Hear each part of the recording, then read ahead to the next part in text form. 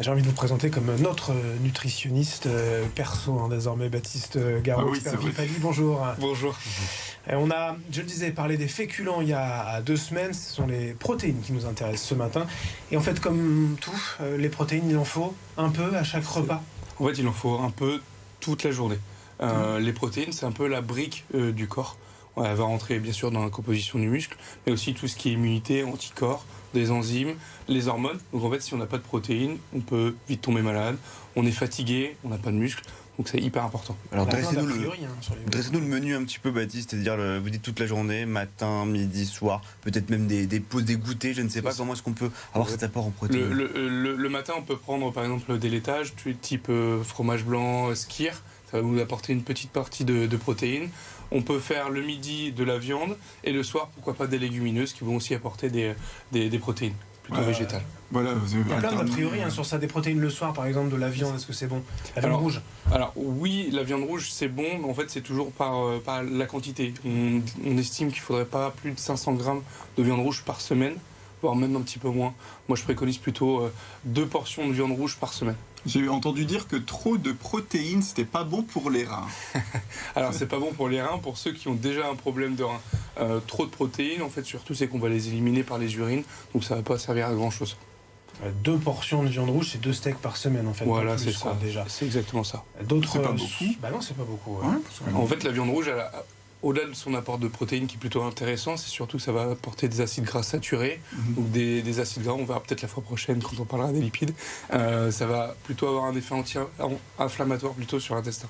Alors là, on peut prendre de la viande blanche? Ouais, plutôt viande blanche, plutôt même poisson, des œufs, des légumineuses. En fait, ce qu'il faut, c'est varier, pas que de la viande, pas que des légumineuses. Moi, je préconise tous les 4 repas, faire 2 repas végétaux, 2 repas animaux. Pourquoi? Parce que souvent, le soir, on mange la même chose que le lendemain midi.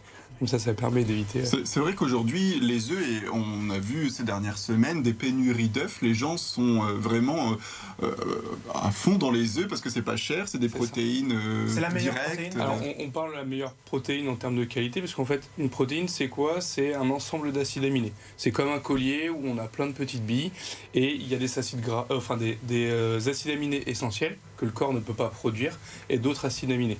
L'œuf, il a l'ensemble de ces acides aminés. Sur les protéines, par exemple, végétales, on va toujours manquer d'un acide aminé, donc il faut l'apporter par autre chose. On ne mange jamais des légumineuses toutes seules. On va faire soit un mélange de légumineuses, soit on va l'associer avec un petit peu de féculents. Ça veut dire un œuf par jour, un œuf dur On peut aller un peu plus, parce qu'un œuf, c'est juste 6 grammes de protéines. En fait, on dit qu'il faudra entre 0,8 et 1 gramme de protéines par jour par personne. Donc un œuf par jour.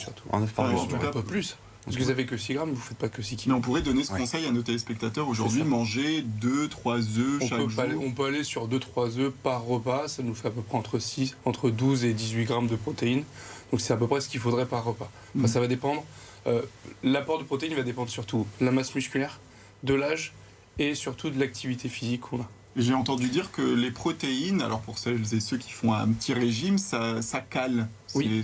C'est rassasiant, c'est ça? C'est ça. En fait, c'est le nutriment le plus rassasiant. Donc en fait, si on n'a pas de protéines, le repas typique des pâtes blanches, avec un peu de sauce tomate, on va avoir encore faim, et c'est pour ça qu'on a souvent une grosse plâtrée. On rajoute un peu de viande ou des légumineuses, et déjà, on va avoir faim moins vite. Et donc le matin, il vaut mieux prendre 3 œufs brouillés qu'une tartine beurre confiture, quoi. Exactement. Oui. Ou alors, sur le pain, on peut rajouter du Saint-Maurey ou du fromage type à tartiner. Ça nous permet de nous caler beaucoup plus. Ouais, le fromage blanc aussi, c'est pas cher, c'est plein de protéines de lait. Exactement.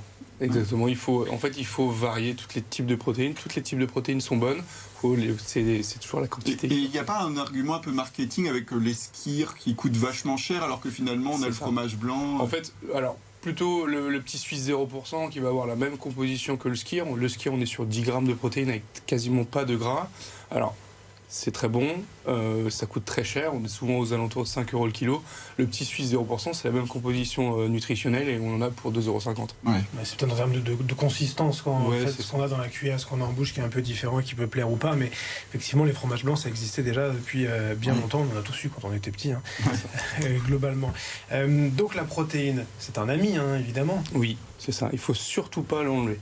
En fait, dans notre assiette, je reviens toujours à cette assiette, où il faut un quart de protéines, un quart de féculents et la moitié de légumes. Si on n'a pas ça, déjà on n'aura pas forcément de muscles. Le problème, c'est que plus on vieillit, plus on va avoir besoin de protéines, parce que plus on a de masse musculaire, plus on vit en bonne santé longtemps. Et ça, c'est hyper important. Et pour favoriser cette masse musculaire, on en parlait en antenne, il y a ces protéines de lait, les fameuses whey, qu'on voit un peu se développer, notamment dans les salles de sport. Ça peut être bon aussi? Ça peut être un apport, ça peut être une aide en fait. Il ne faut pas que ça soit une alimentation, il faut que ça soit un complément alimentaire, en complément d'une bonne alimentation.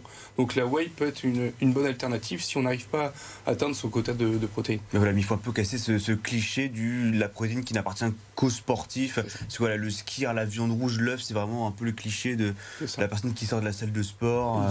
En fait, ça va pour tout type d'âge. En période de croissance, on en a besoin parce qu'on augmente notre masse musculaire. Et chez les personnes âgées, ça va être hyper important pour éviter tout ce qui est type de chute ou blessure, notamment les fractures du col du fémur.